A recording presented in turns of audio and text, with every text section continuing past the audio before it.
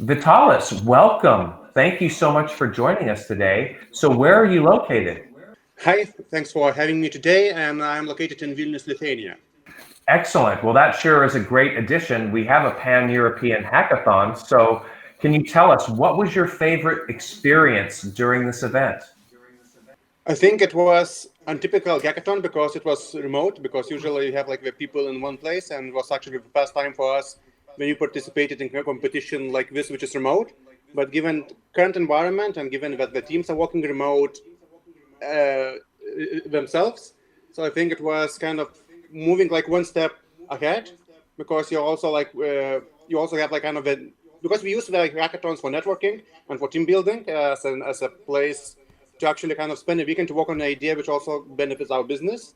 And I think it was like actually good to also have it like in the virtual environment, so it's kind of the same kind of a next layer challenge for the teamwork, because we usually work remote, even not in the quarantine, because we have teams located in different cities.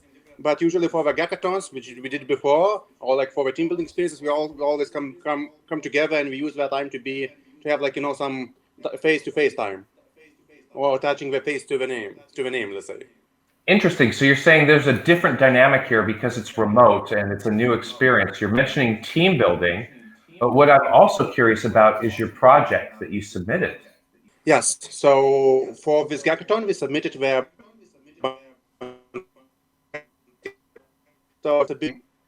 usual hackathon projects when the ideas are coming from zero, because our idea is more like an add-on for our existing product, because we do have a payment platform, and the hackathon actually was a great opportunity for us to speed up the process to actually offer the financial products for our clients. And we came up with the idea about the business loans for the SMEs, which can be guaranteed or collateralized by the guarantee of the business partner. So in that case, it's also the next one in the supply chain, who can actually help their business partners to wait until the end of the coronavirus and not having like all the supply chain fall apart. So our idea was that like it's not only the financial institution which has to take the risk and actually has to do the due diligence about the actual case and actually why the company has a financial shortfalling, but also the ones who knows them the best and have the highest interest. So are actually their partners to whom they own the money.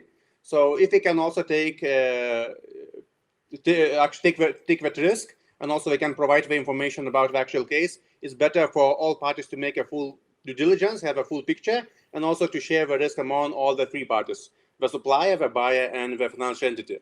So I think it's a good concept, not only for the pandemic environment when everything is very stressful, but also for the long term, because it's kind of it actually reduces the information asymmetry, which is one of the most challenging things for the financial industry, because usually you cannot quantify it and so on.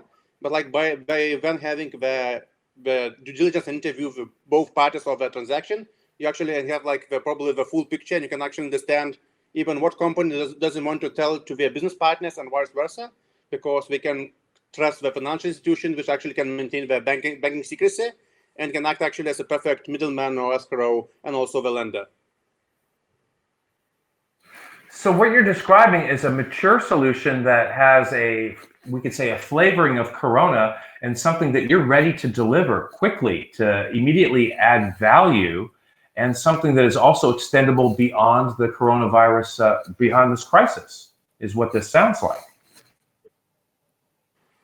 Yes, indeed it is, because even the people like are talking so much about big data, artificial intelligence, and so on, but there's also always this kind of a black box which could never be quantified, and especially we can see it now because we have like the situation which has never happened before.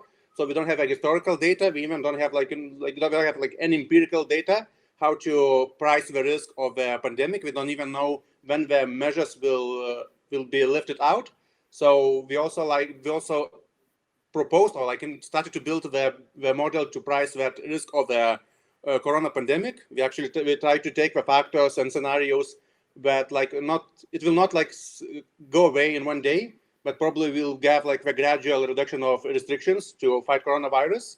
And then we also when we forecast and try to forecast and try to assume how long some restrictions might stay along, and how these particular restrictions might affect the particular lender, For example, let's say if you are a local shop or like you're a dentist and you have like a local customers, so just lifting restrictions inside your country will probably be okay for a business and you can go back on track.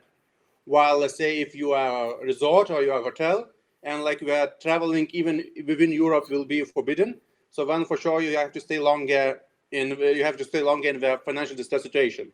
So we actually try to specify this risk more on the binary tree, and then like just having assumptions, not because there's actually, let's say, no data available, and it's pretty hard to model in the say quantitative way. On the other hand, the best solutions are usually simple solutions, and I think by making it simple, not over exaggerating and not taking too many buzzwords, actually it was why it was clear for the commission, and that's I think why we are the winners of our cohort. So, Vytautas, we need to end this conversation, but before we end, can you tell us the name of your project so people that are watching can look up your wonderful achievements on DevPost?